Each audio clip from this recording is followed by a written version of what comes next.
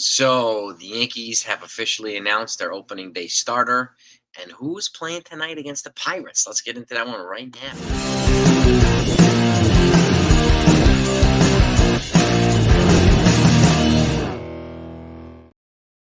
Hey, gang, I hope you're all doing well.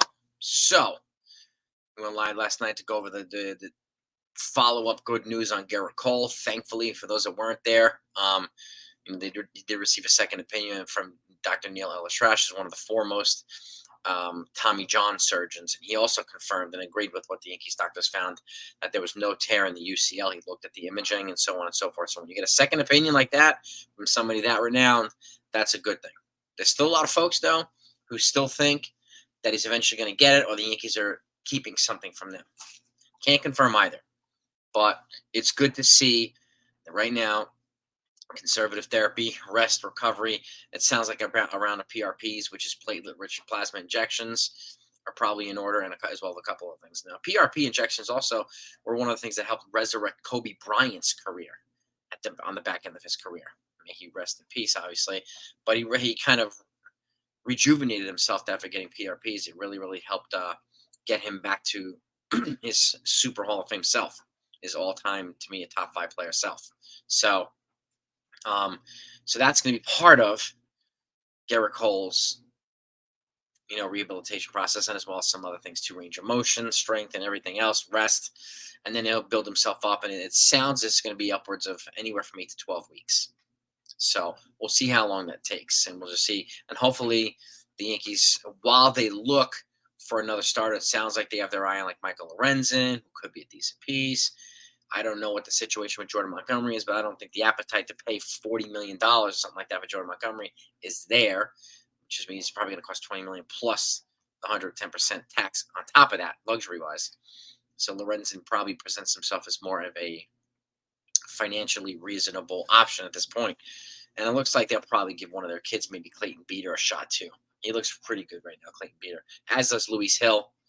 And giving those guys a shot while getting Luke Weaver some reps as well, it'll give the starters a little bit, allow them to ease in Carlos Rodon, ease in Nestor Cortez, and give Marcus Stroman the rest he needs, as well as Clark Schmidt taking the next step forward in his recovery too. So this looks like the Yankees have enough depth until they figure out how they're going to replace Gerrit Cole. And the more likely scenario is he's going to go on the 60-day IL, which will take him officially, procedurally off the 40-man until he comes back. So they will make some kind of corresponding roster at some point. So I'll get that to you, by the way. So make sure before you leave that you're subscribed to this channel if you haven't done that yet. Do that now. And hit the notification button now, too. That way you know exactly when this stuff comes out. And I greatly appreciate it. I just don't want you to miss anything. Right now, we're about 2 weeks away from opening day, and every bit of information we get moving forward is going to be absolutely critical. But this man right here, speaking of Gerrit Cole, one of his partners in crime, Nestor Cortez, has been officially named the opening day starter for the Yankees. And they're playing the Houston Astros. I think it's in Houston or somewhere else, but he's going to be taking the hill on opening day.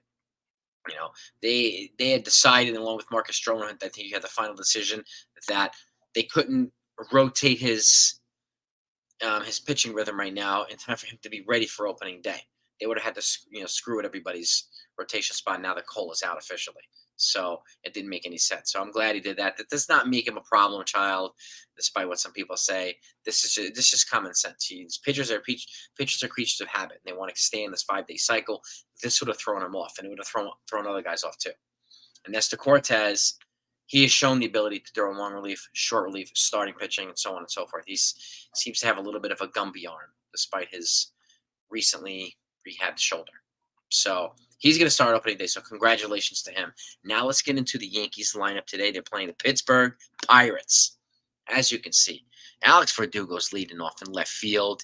Juan Soto's batting second in right field. Gleyber Torres batting third.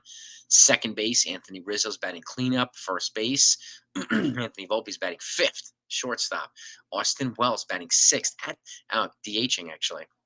Trent Grisham is batting seventh in center field. And at the ditch, Jose Trevino. They got both catchers in there, Wells and Trevino.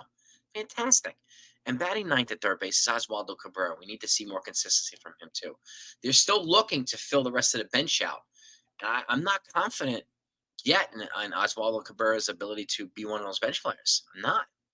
I think it's going to be either one of Wells and Trevino, probably Trent Grisham, and then there are two other spots available. I mean, there are players that out there are available right now. J.D. Davis is available. I don't know if it's going to be financially the appetite that the Yankees are looking at, but I don't know. There are some other guys out there available too, and there's some also, Yorbit Vivas has, I think, a leg up on folks, but I think he needs to play regularly, especially if they're considering him to replace Gleyber Torres after the season. He needs regular playing time, and sitting on the bench does not accomplish that. So I have him in AAA playing every day. Just like Oswald Peraza, when he comes back, I have him playing every day in AAA.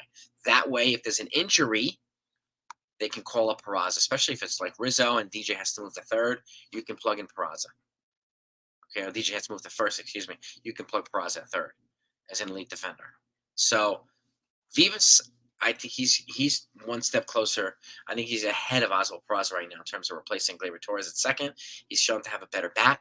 He's lefty. He's come to play multiple positions as well. So at this point, I could see him being, he's showing the makeup too.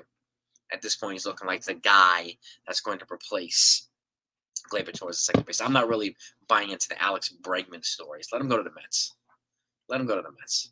But now, one more thing. This date in Yankees history. So, 7 years ago, this man, they did something to honor Yankee legend and Hall of Famer, the greatest closer of all time in the history of the universe, Mariano Rivera.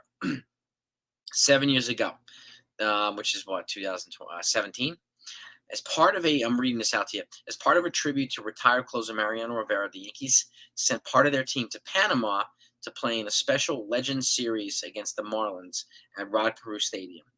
It was the first time that MLB had visited Panama since 1947, when the Yankees and Brooklyn Dodgers squared off in a tour that also featured stops in Cuba, Puerto Rico, and Venezuela.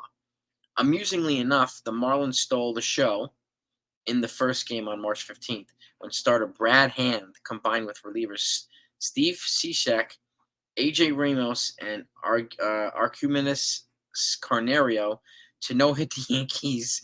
Perhaps it was a tribute to the fact that Mo never had a hit in his career, though he did have an RBI.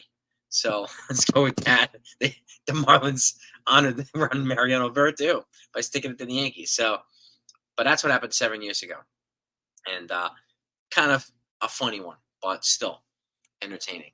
So that's the state in Yankees history. That's the Yankees lineup tonight, okay?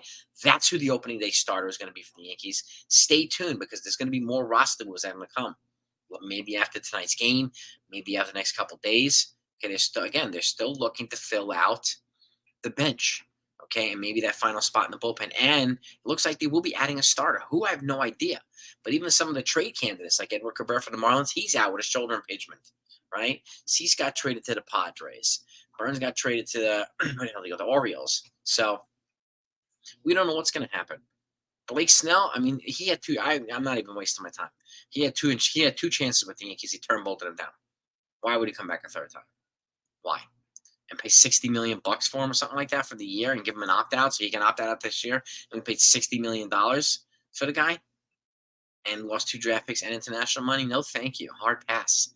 I'd rather pay the double for Jordan Montgomery, but it's not my money. He's not tied into the other stuff. He doesn't hamstring them with draft picks and international money, so like Snell does.